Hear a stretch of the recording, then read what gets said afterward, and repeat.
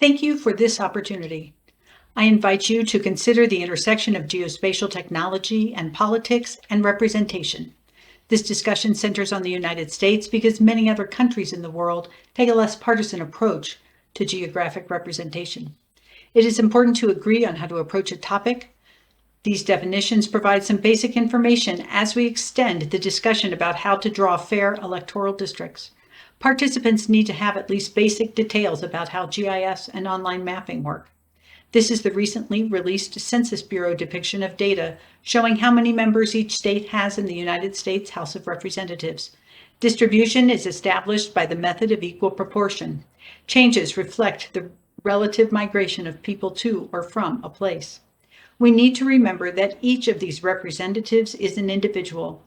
Their job is to give voice to the people who live in the district.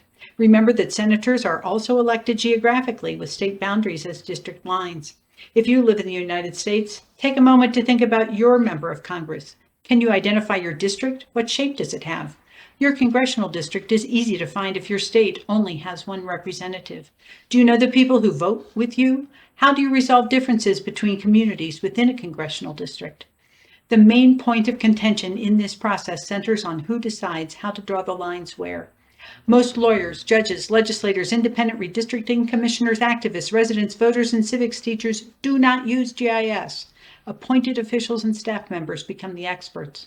Participation by more people with knowledge about the redistricting process leads to fairer maps because multiple frames of reference are incorporated into the process. Interdisciplinary collaboration and knowledge creation support this effort. This continental chicken invites you to look at the world from a different perspective. In addressing how to undertake redistricting, we want to answer common questions that bridge different disciplines. In redistricting, it all comes back to the maps, which is why geographers should be a key part of this conversation. Geographers, academic and professional, can add to the discussion by asking whether these are the right questions to achieve a fair map. Geographers can also engage with other disciplines to bring about a path to fair maps. They can explain the role of GIS in public life. Start the mapping process with a clean template, whether the state will have more or fewer districts. For states with the same number of districts, where did people move internally? How should the maps be revised? Consider the population movement within a state based on decennial census data. Identify the 15 largest cities by population over 3 time periods. How do people react when their city or region grows or shrinks? How will people be sure their voices are heard? Review the criteria for redistricting in the area to be divided. What does each discipline bring to the table? Prioritizing the criteria must take place before maps are drawn, because that is where people's values and objectives are identified. In addition to the redistricting criteria, individuals and organizations can also use geospatial technology tools to create maps of their communities. It is daunting to ask someone to redistrict their state, but most people can map and describe their community, especially with current interactive tools. Our future must be reflected in representative bodies.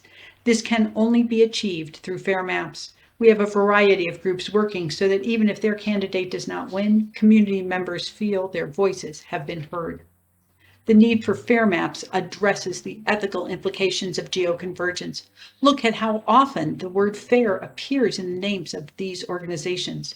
Fair representation also reflects the need for access, such as to broadband and open source software. What are the primary challenges preventing innovation and collaboration as it relates to geoconvergence and redistricting? One is the continuing assumption by media and elected officials that gerrymandering is inevitable, and the reluctance of the general public to engage with new technologies. What possible solutions might address these challenges? Make the process sexy. Increase publicity surrounding maps and the mapping process. Encourage educators to incorporate these resources into civics classrooms on a regular basis, not just during the decennial census. Who might be a partner or collaborating organization? Anyone represented in Congress, as an individual or through a group. Think broadly about faith, campus, education, nonprofits, disciplinary organizations. Avoid a focus on states winning or losing seats. We need to create an analysis tool capable of assessing fair maps at different scales across multiple disciplines. GeoConvergence can focus knowledge and experience and expertise on redistricting.